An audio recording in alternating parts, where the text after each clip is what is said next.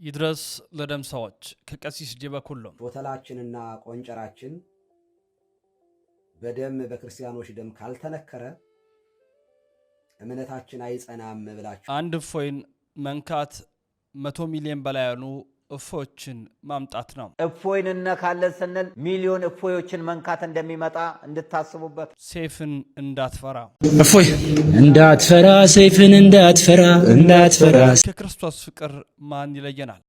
ከክርስቶስ ፍቅር ማን ይለየናል? እኔም እፎይ ነኝ። እነዚህን የመሳሰሉ ባለጌዎችን ቤታችሁ ያስቀምጣችሁ እፎይ ታሰር ስትሉ አታፍሩ። የተወዳጁ ቤተሰቦቻችን እንዴት አላችሁ? እንዴት ቆያችሁ? እንዴት ሰነበታችሁ? ሰላም እግዚአብሔር ባላችሁበት ቦታ ሁሉ ይብዛ። ይህ መረጃ ጉልበት እንዲኖረው ላችሁም እንግዲህ ላይክ ማድረጋችሁ እንዳይዘነጋ። ምክንያቱም በቲክቶክ የምንለቃቸው ቪዲዮዎችም እንዲህ ጋር ላይ ነው እንግዲህ የታየ አይደለም፣ ምክንያቱም ያጠፉ ስለሚገኝ ማለት ነው። እናንተ ደግሞ ላይክ በማድረግ መረጃውን አዳርሱ እያልኩኝ በቀጥታ ወደ ትንታኔያችን እናመራለን። በስመ አብ ወወልድ ወመንፈስ ቅዱስ አሐዱ አምላክ አሜን። የፍጥረታት ሁሉ አባት የሰማይና የምድር አስገኛ ጋይስት ዓለም ቅድስት ሥላሴ ክብር ምስጋና ይድረሰው።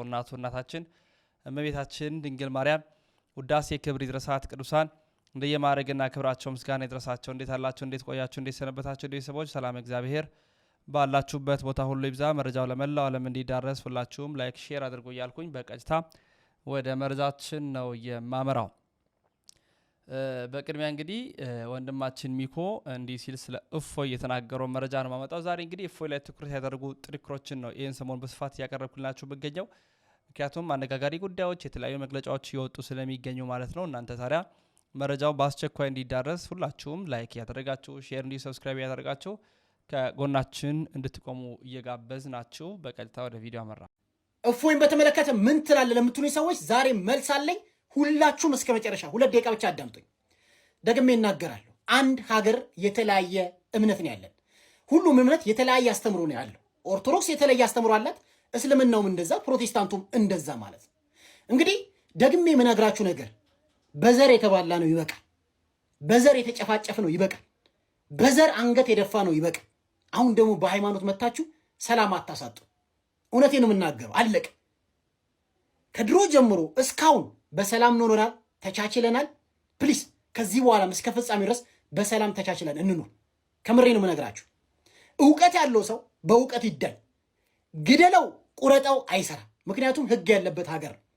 እፎይ ጥፋት አለበት የምትሉ ሙስሊሞች ሂዱ ክሰሱ፣ ፍርድ ቤት ይቁም፣ እውነት አርነት ያወጣል። ጥፋት ካለበት ይከሰዋል፣ ጥፋት ከሌለበት በነፃ ይለቀቃል።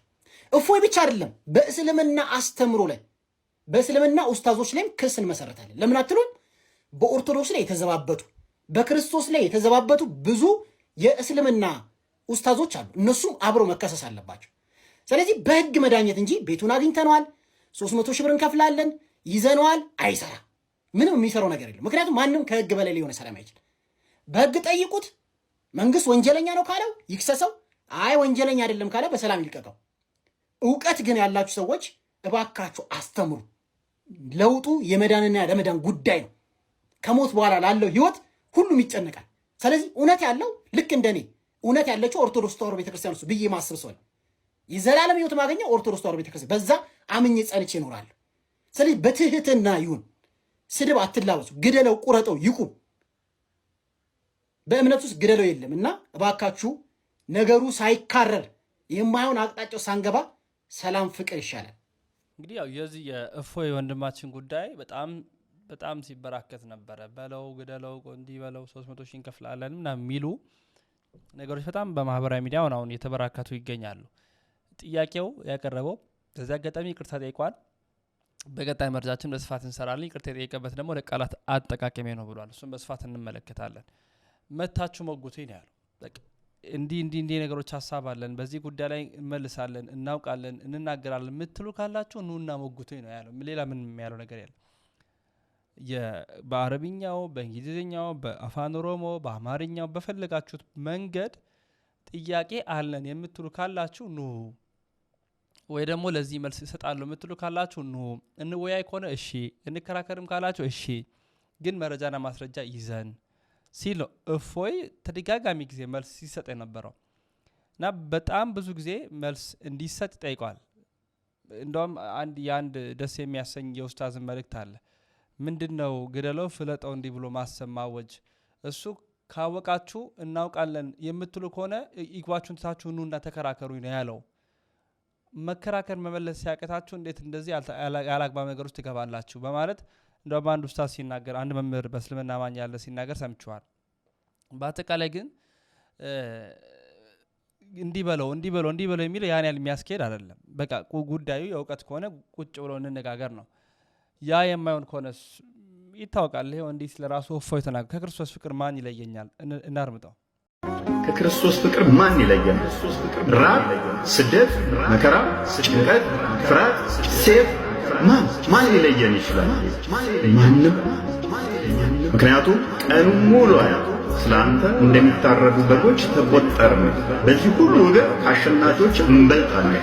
ከፍታ ቢሆን ዝቅታ ቢሆን፣ ኃያላት ቢሆን ግዛታት ቢሆን፣ መላእክት ቢሆን ወሬበር ማንኛውም ቢሆን፣ ነገስታት ቢሆኑ ፍጥረታት ቢሆን፣ የሚመጣው ቢሆን ያለው ቢሆን ሁሉ ከአሸናፊዎች እንበልጣለን። በጣም ደስ የሚያሰኝ መልእክት። እፎይ እነካለን ስንል ሚሊዮን እፎዮችን መንካት እንዳይመጣ ይሉናል። ተጋስለን መምህር ደረጀ ነጋይ ዘወኔ እፎይን እነካለን ስንል ሚሊዮን እፎዮችን መንካት እንደሚመጣ እንድታስቡበት ነው። መነጋገር ካስፈለገ በግልጥ ሜዳ ላይ ትምህርቶችን መማማር ይቻላል። ስድብ የሌለበት፣ ነቀፋ የሌለበት፣ ተንኮል የሌለበት፣ ጥላቻ የሌለበት መወያየት ይቻላል። ከዛ ውጪ ግን ይሄን ስላልክ ይሄን እናደርጋለን ማለት አግባብነት የለውም። በቅንነት እንድትረዱ ፈልጋለሁ። አሁን እንትኗ ተበራክቷል አላ አንድ እፎይ የተነሳኮ በርካቶች እኔ እፎይ ነኝ ማለት ድምጻቸውን እያሰሙ ይገኛሉ። ምክንያቱም የክርስቶስ አካል ናቸው፣ የቤተ ክርስቲያን አካል ናቸው፣ የክርስቶስ ብልት ናቸው።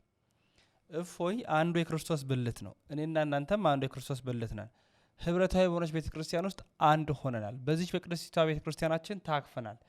በዛች ቤተ ክርስቲያን ውስጥ እስካለን ድረስ ደግሞ ይመለከተናል። በእያንዳንዱ ጉዳይ ድምጻችን እናሰማለን፣ እንጮሃለንም እና የእፎይ ጉዳይ ሁላችንም ጉዳይ ነው። ለዛ ነው ኦርቶዶክሳውያን እንዲህ የሚሉት። እንካተላቸው። እፎይ እንዳትፈራ ሰይፍን እንዳትፈራ ሰይፍን እንዳትፈራ ማይተብክን አደራ። አብርሽ እፎይ ማለት ለኛ አይናችን ነው። ወርቅ ሰው ያውቀዋል ወይ? እፎይ አረ ከባድ ነው። አንደኛ አይደል? በጣም ከአንደኛ በላይ ነው። ሁላችንም የምናምንበት አምላክ ነው ያዘው፣ የኛም አምላክ ነው። ለሚስቱበት እኛ ከጎኑ ነው። እፎይ እኔ ነኝ እፎይ።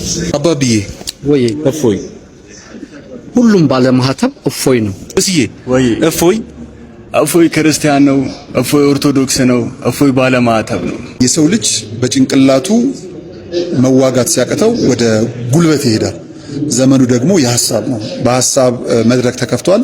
ከዛ አልፎ ግን ከመጣ እፎይ ያሰረው ማህተብ እኛ ያሰርነው ማህተብ ነው ማለት ነው። ስለዚህ እፎይ ስህተቶች ካሉ እንተራረማለን። ከዛ ውጪ ግን በተከሄደበት በዛኛው ጎን ልክ እንደቆሙት ያው ሁላችንም ከሱ ጎን ነን። ምንም የሚያጠራጥር ነገር አይደለም። ሃይማኖት ነው ያዝነው። በአንዲት እናት ቤተክርስቲያን ውስጥ ነው ያለነው። በአስተምህሮ ስህተት ከተገኘበት መጠየቅ አለበት፣ ይቅርታ መጠየቅ አለበት። ሁሉም የሚያምነው ነው።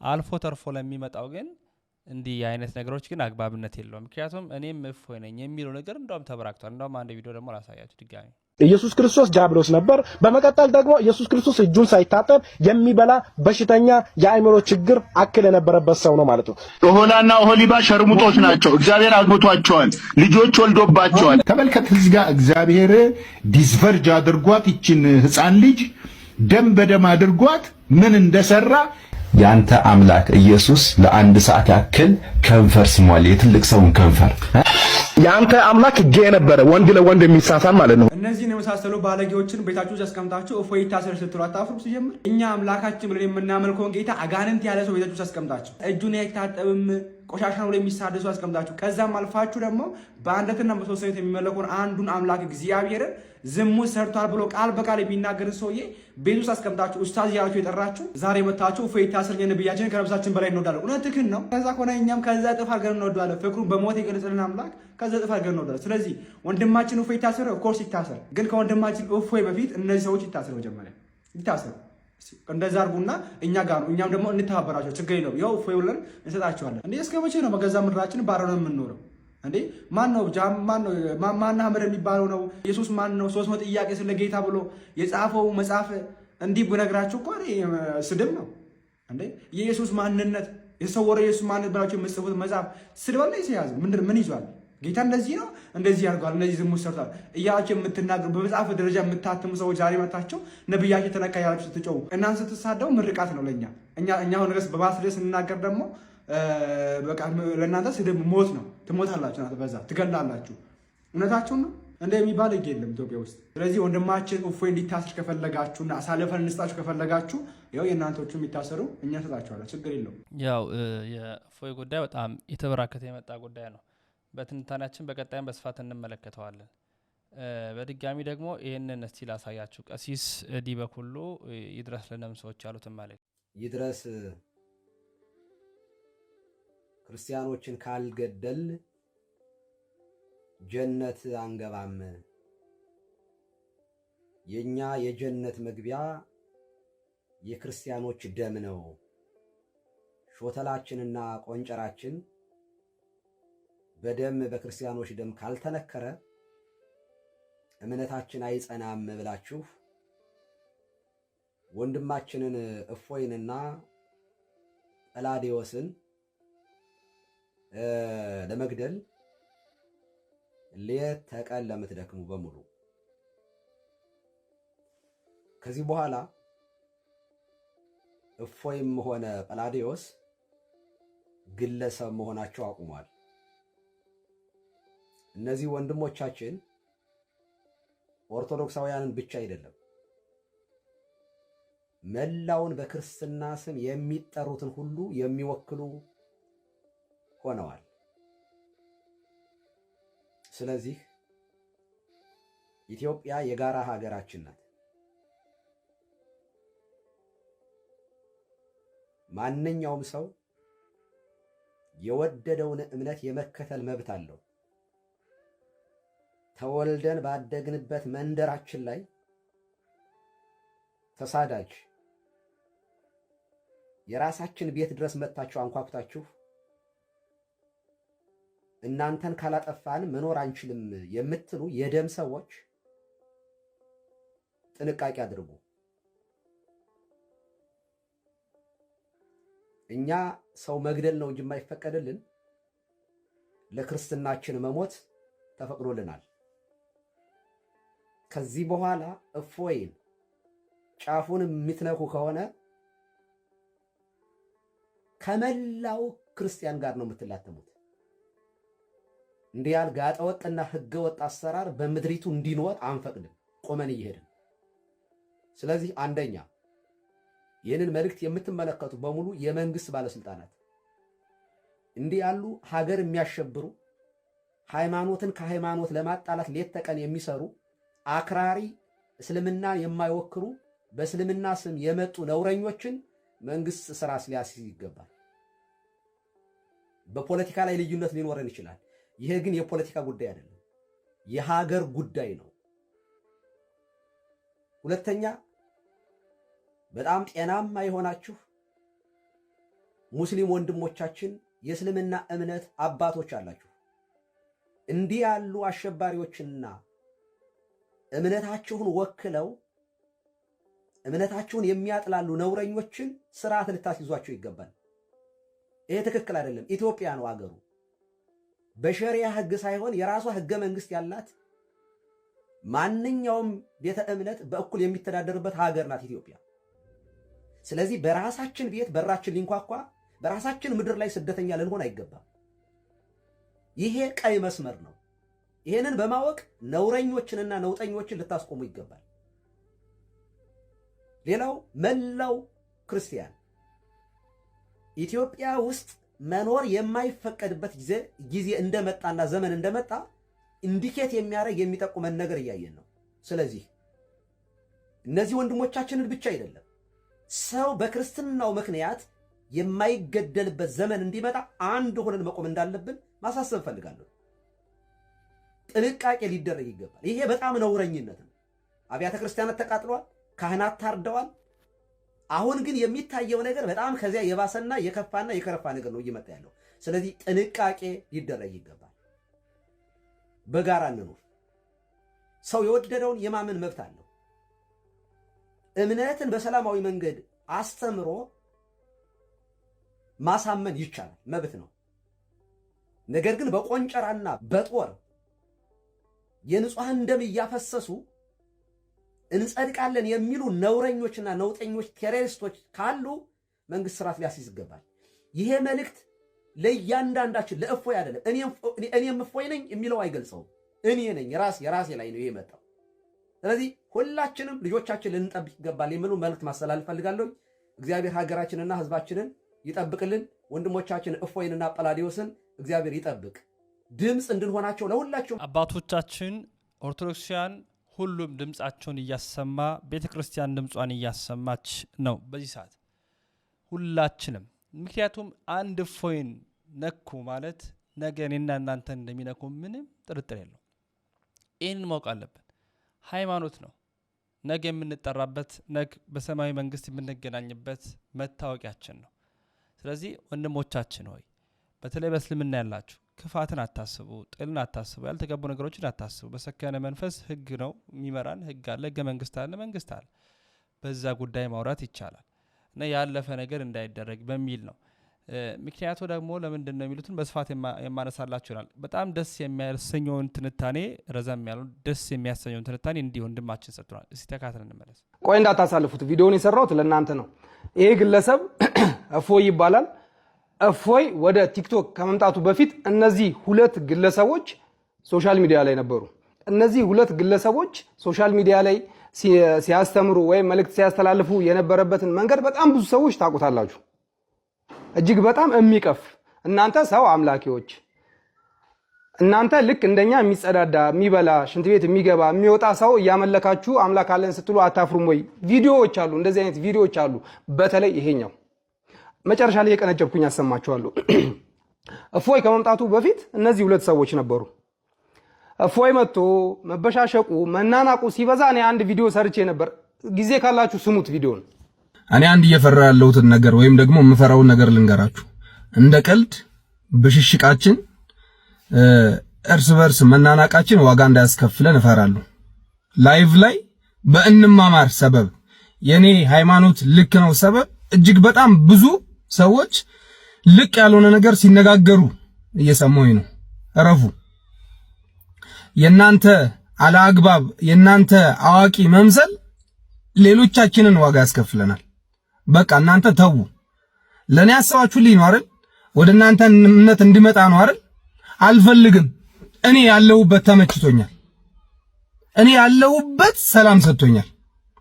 ያለሁበት ሰላም ሲነሳኝ ያለሁበት አልመች ሲለኝ እኮ አካባቢ ያሉ የሌላ እምነት ተከታዮችን አይና እስኪ ብዬ አንብቤ ሄዳለሁ።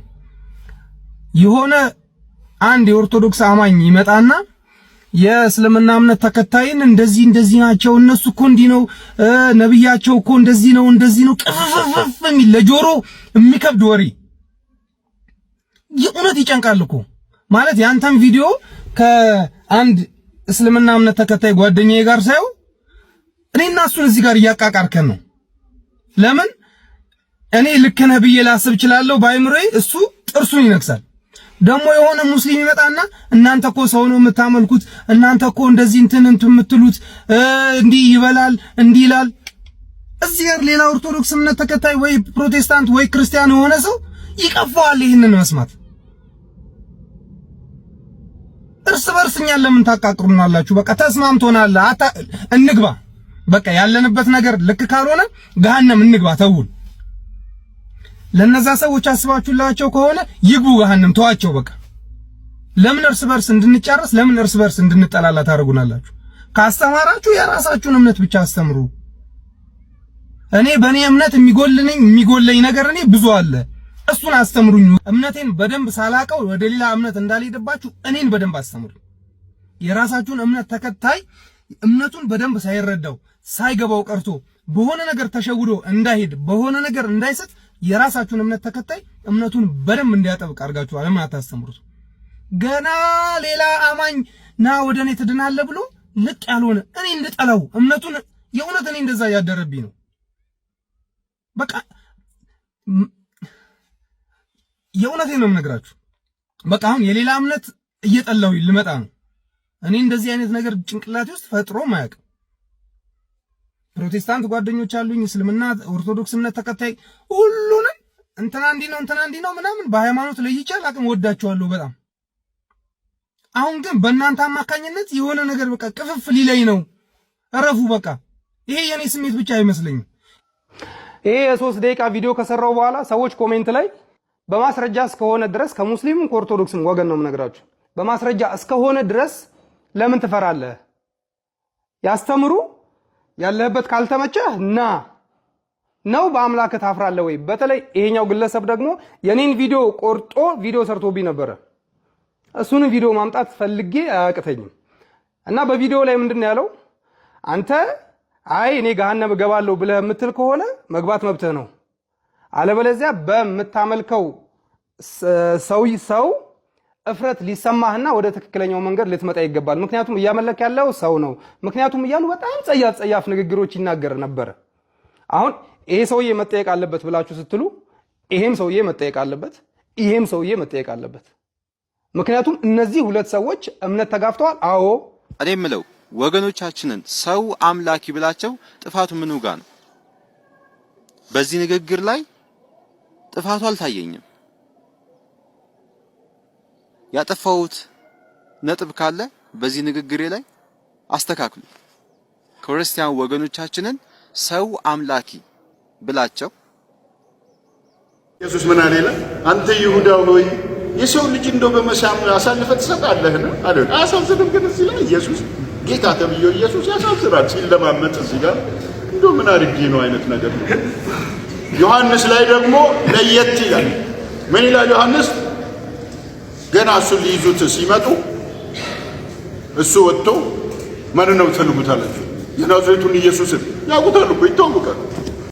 አዎ ኢየሱስ ሙድ እንደዚህ የሚይዝ ከሆነ ኢየሱስ ለብዙዎች ጌታ ነው። እጅግ በጣም ብዙ ሰዎች ያመልኩታል። ስለዚህ እናንተ ሰው አምላኪዎች የማለት መብት የላቸውም። አይ በማስረጃ እኮ ነው ሰው አምላኪዎች እያሉ ያሉት ብለህ መልስ የምትሰጠኝ ዲፌንድ የምታደርገኝ ከሆነ እፎይም ማስረጃ አለኝ በማስረጃ ነው ማወራው እያለ ነው። እኔ ማስረጃው ትክክል ይሁን አይሁን አላውቅም፣ ግን በማስረጃ ነው እያወራው ያለውት እስካለ ድረስ ልክ ነው እሱም ማለት ነው።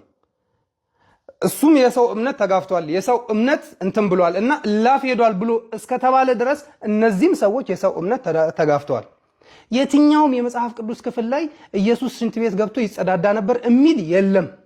ከበላ ከጠጣ ኢየሱስ ቃል በቃል እኔ ጊዜ ከሰጣችሁኝ ቪዲዮን ፈልጌ አመጣዋለሁ ለአፌ ይቅርታ ይሄንን ለምልበት ኢየሱስ እንደኔ ሽንት ቤት ገብቶ ይጸዳዳ ነበር ካካ ያረግ ነበረ ብሏል። ይሄ ኦሳማ ይባላል። ከተጠየቀ ይሄኛውም ሰውዬ መጠየቅ አለበት።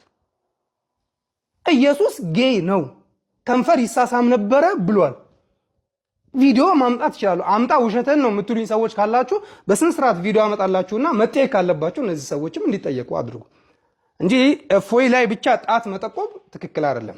እፎይ ከመምጣቱ በፊት እፎይ ትክክል ነው እየሰራው ያለው እያልኳቸው አይደለም። እፎይ ከመምጣቱ በፊት እነዚህን ሰዎች ተዉ ልትሏቸው ይገባ ነበር። ተዉ፣ ነገኛን ታስደፍሩናላችሁ፣ ነገኛንም ታስጠቁናላችሁ፣ አይመለከታችሁም። ወይ ደግሞ የምታስተምሩበት መንገድ በጣም በስነ ስርዓት ይሁን፣ ሰዎችን በሚስብ መልኩ ይሁን ብላችሁ መናገር ነበረባችሁ። እነሱን ሳትናገሩ አሁን እፎይ ላይ ብቻ ጣት መጠቆም ልክ አይደለም። እፎይ ላይ ብቻ ካልተያዘ የሆነ ነገር ካልተደረገ ፍርድ ካልተሰጠው ብሎ ማለት ልክ አይደለም። እፎይ ፍርድ የሚሰጠው ከሆነ እነዚህ ሰዎችም ፍርድ ሊሰጣቸው ይገባል። ኢየሱስ ላይ ሙድ ሲይዙ ሲመጻደቁ ኢየሱስን እኮ ነው አይገርማችሁም ምናምን የሚል አንድ ኡስታዝ ተብዬ የሆነ ሰው በዚህ ልክ የወረደ ንግግር ሲናገር ጸጥ ብላችሁ አልፋችሁ አሁን እፎይ ላይ ጣት መጠቆም ልክ አይደለም። ስለዚህ ይሄ ነው በመረጃ የተደገፈ በማስረጃ ያስደገፍ ነው። እውነት የሆነ ነገር አቅርበንላችኋል፣ እኛም እያሳየናችሁ ነው። እፎይ ላይ ሲሆን ግን በርትቷል። መግለጫዎች ይወጡ ነው። በቀጣይ ማስደምጣችሁ ነገሮች ይኖራሉና ምን እንደሆነ አላውቅም። ብቻ በአጠቃላይ መንበረ ፓትርያርክ ጠቅላይ ቤተ ክህነት ጉዳዩ ሊይዝ አባቶቻችን ሆይ የእናንተ ልጅ ነው እፎይ የእናንተ ልጅ ነው። በቃ አባትነታችሁን አሳዩ። አባትነታችሁን አሳዩ። እውነቴ ነው። ምእመን ውስጥ ይረገብ ይበል። ግራ ተጋብተናል። መግለጫ ይውጣ። በዚህ ደረጃ መስራት አለበት እና በጣም እንዳይከብድ ብዬ አስባለሁ። መረጃውን ሼር አድርጎ ወንድማችሁ ሉል መብራቱ ነኝ። ላይክ ይደረግ፣ ሼር ይደረግ፣ አዳርሱልኝ። ሌሎች አስተማሪ የቪዲዮ መረጃ ማስረጃዎች የምመለስ ነው የሚሆነው። ላይክ እያደረጋችሁ ስለምትካተሉኝ በእጅግ አመሰግናለሁ። ተሰናበትኩኝ። ከሩስ ጋር ያለው አብ፣ ከሩስ ጋር ያለው ወልድ፣ ከሩስ ጋር ያለው መንፈስ ቅዱስ አንድ አምላክ አሜን።